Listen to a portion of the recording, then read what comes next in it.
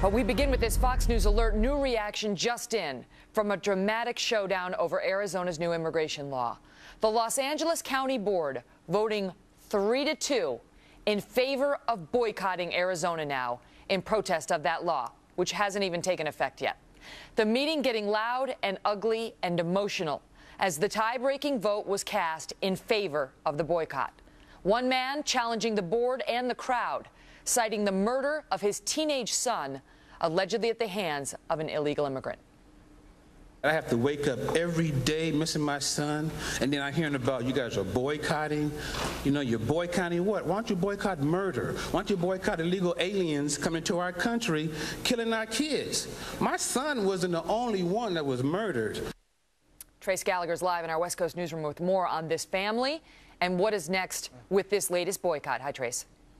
And Megan, you know, the passions ran so high at this meeting, people were escorted out. They tried to get back in. I think it's very important to note for context that polls show the majority of Californians support the Arizona law. So you have this county board of supervisors, meaning people are actually in there and they are chanting. At one point in time, the meeting is deadlocked, right? It's tied 2-2, two county supervisors in favor of the law, 2 against it. When the county supervisor, Mark Ridley Thomas, made the final vote, it was silent in there, kind of like the shot before the final shot of a championship game. His district is largely African American and Latino. He voted to boycott Arizona against the law. The reaction was loud. Some people standing up saying, shame on you, Mark Thomas, shame on you. The most compelling story, though, came about 17-year-old Jamiel Shaw. He was a star football player, a running back. He'd been recruited by Stanford and by Rutgers. He was an A student. He was allegedly approached by a known gang member who was named as Pedro Espinoza. Espinoza walked up and said, "What gang are you with?" And he didn't answer fast enough, so Espinoza allegedly shot him twice, once in the head and in the back. He had just gotten out of jail the day before. Here are Jamiel's parents and grandparents talking at last night's meeting. Listen. But you don't know what it feels like when you see your grandson laying on the ground full of blood. My son would be alive right now if Arizona law was in effect in California.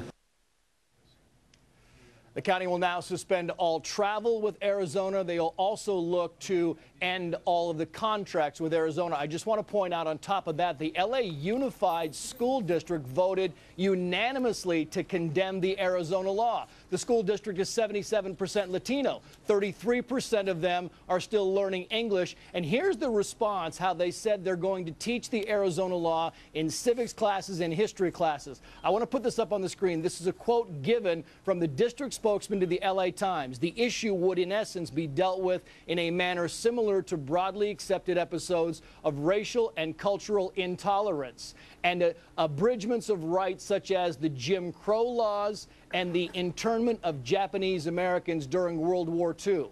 Jim Crow laws, the internment of Japanese Americans. This law has not even been implemented yet. It doesn't take effect until July 29th. They want to teach it without any evidence of what the impact of this law will become, Meg. That is incredible. You have to ask yourself whether, in fact, these people have actually read that law and compared it to the existing federal law in this country. Something we hope to do, and we're reaching out to them and would love to have them on this program. Trace Gallagher following it for us. Trace, thank you. Folks, you heard Trace talk about Jamiel Shaw, the honor student, 17 years old, an aspiring college football star being looked at by Stanford with a scholarship, gunned down in cold blood on his way home from a mall, allegedly by an illegal immigrant arrested and charged with the crime. The guy had been released 1 day earlier from a California jail and had not been referred to the feds.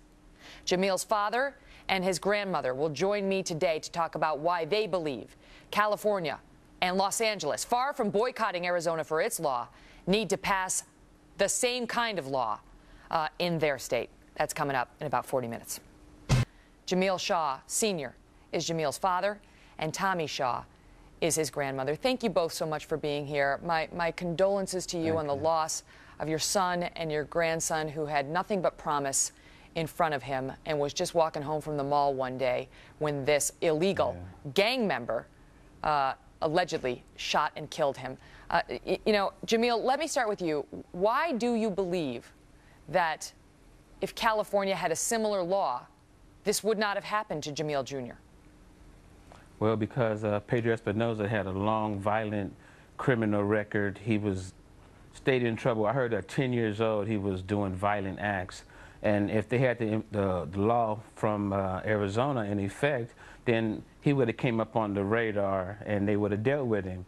And they, because what happened was when his sentence was up, he had got out of jail like you said, within 1 day.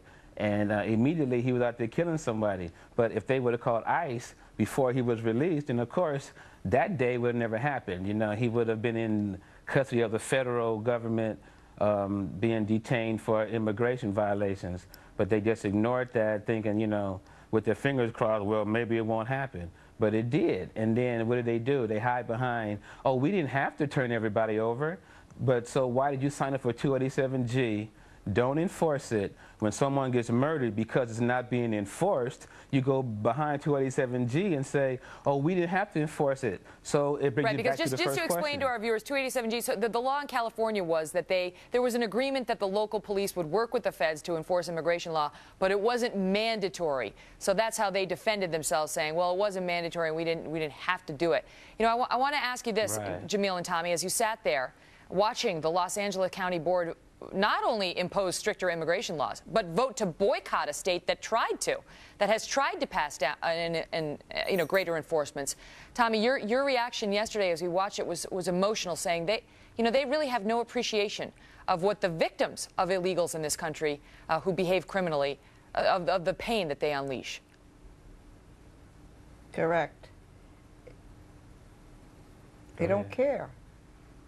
And what's your reaction as you see a split vote, 3-2, an issue so narrow, an effort by Los Angeles County to discourage Arizona and, for that matter, other states from passing similar laws, Tommy? I don't understand why they're doing it. I just don't understand why. It makes no sense to me. You know, Jamiel, sorry, go ahead, Tommy. I feel that they don't seem to understand the impact that it has on the Americans, especially like with my grandson. We've heard the defenders of the boycott come out and say the Arizona law promotes racial profiling and will lead to an unfair crackdown on racial prejudices against Latinos, Hispanics, and others. Your thoughts on that, Jamiel? You know, that's just another crock of, you know what. You know, they don't want to enforce it. It's obvious. Yesterday at the Board of Supervisors meeting, Sheriff Baca came in there out of uniform to say that he's not going to enforce the immigration law, that he's against it. So you have the Sheriff Department, the LAPD, you got the politicians, and then the judge throws the case out because the county didn't have to enforce 287G. So where does that go? That's everybody, you know. So it's obvious they don't want to enforce it, and so we have to make them enforce it. So it just seems like we're the ones, you know. We didn't ask for this. We didn't concoct some plan that we're going to go after immigration by sacrificing my son. You know, I take it all back right now. They did this, and then now they're hiding behind, we didn't have to enforce it. So why'd you sign up for it? Was that a trick to fool the American people that you were against immigration and then don't enforce it, and people are dying, being murdered, raped, drunk driving? I mean, come on. Everybody knows what's going on. I have a list I didn't bring with me of thousands of people that have been murdered by illegal aliens, and they never talk about that part. They want you to feel sorry for their plight, even though they're coming for the American dream, and they're giving us the American nightmare. You know, Tommy, we've heard some in the administration say the answer to this problem is a comprehensive approach, a comprehensive immigration reform, not a piecemeal, not a patchwork of state laws. And we heard John Morton, who runs ICE, say he may not even enforce the law when it comes to illegals referred to him from the state of Arizona. What message do you have for folks like Mr. Morton? I didn't quite understand your question. To those who say they may not enforce the law, they may not deport illegals sent to them by the state of Arizona, your thoughts on it? I don't understand why would they not enforce it. And it's not that we don't want them to come here, but come here like everyone else does or have to do. And it's so easy for, you know, to slip in. And I don't think they have enough guards or whatever to prevent them from coming in. And I don't think they realize the impact of what some of the things that they're capable of doing. Like Jamiel said, you know, I mean, this young man, for the age that he has, he seems like he's been a problem person from almost the date of birth. Yeah, he had a long history of arrests. And as you point out, less than 24 hours after being out of jail on assault charges, he gunned down, allegedly, your grandson and your son, sir, as his mother, Anita Shaw, an Army surgeon, was deployed serving this country in Iraq. It is just a tragedy on every level. Yeah, we appreciate your definitely. coming on and sharing your story. All the best to you both. Thank you.